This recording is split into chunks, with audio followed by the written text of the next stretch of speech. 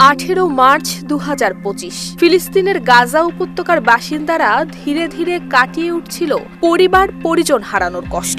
ইসরায়েলের দেয়া যুদ্ধবিরতির আশ্বাসে স্বাভাবিক জীবনযাপনের স্বপ্নে বিভোর গাজাবাসী সে সময় ব্যস্ত সেহরির প্রস্তুতিতে। হঠাৎই বিকট শব্দ, আকাশে অগ্নিশিখা, চোখের পলকে ভেঙে পড়ছে সুউচ্চ অট্টালিকা। কিছুই বুঝে ওঠার আগেই ইসরায়েলের মরণ কামড়ে আবারও ঝাঁচড়া হলো গাজা উপত্যকা। ফিলিস্তিনের গাজায় যুদ্ধবিরতির মেয়াদ বাড়ানোর অচল অবস্থার মধ্যে ভয়াবহ বিমান হামলা চালিয়েছে দখলদার ইসরায়েলি বাহিনী। নারকীয় এই হামলায় এখনো পর্যন্ত ৩ শতাধিক ফিলিস্তিনি নিহত হয়েছেন, যাদের মধ্যে অধিকাংশই নারী এবং শিশু। সংবাদ মাধ্যম আল জাজিরার প্রতিবেদনে বলা হয়েছে, গত ১৯ জানুয়ারি হামাস এবং ইসরায়েলের মধ্যে যুদ্ধবিরতি কার্যকর হওয়ার পর 18 মার্চ ভোরের হামলা ছিল সবচেয়ে ভয়াবহ।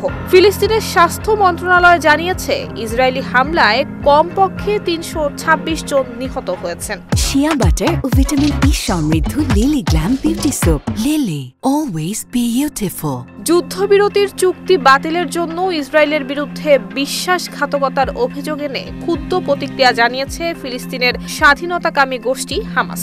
অন্যদিকে ইসরায়েলের প্রধানমন্ত্রীর কার্যালয় জানিয়েছে, তাদের জিম্মিদের মুক্তি দিতে বারবার হামাসের অস্বীকৃতি এবং মার্কিন প্রেসিডেন্টের দূত স্টিভ উইটকফ এবং মধ্যস্থতাকারীদের কাছ থেকে আসা প্রস্তাব প্রত্যাখ্যানের জবাবেই এই হামলা।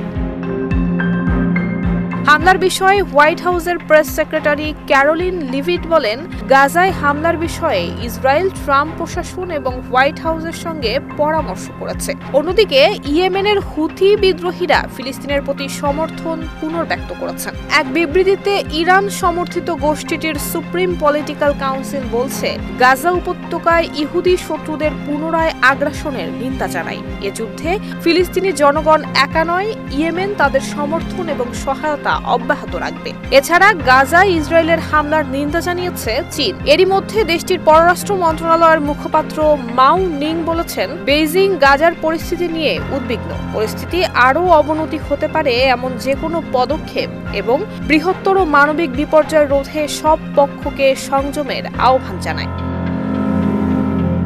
নুসরাত জাহান মেহেক, ঢাকা পোস্ট।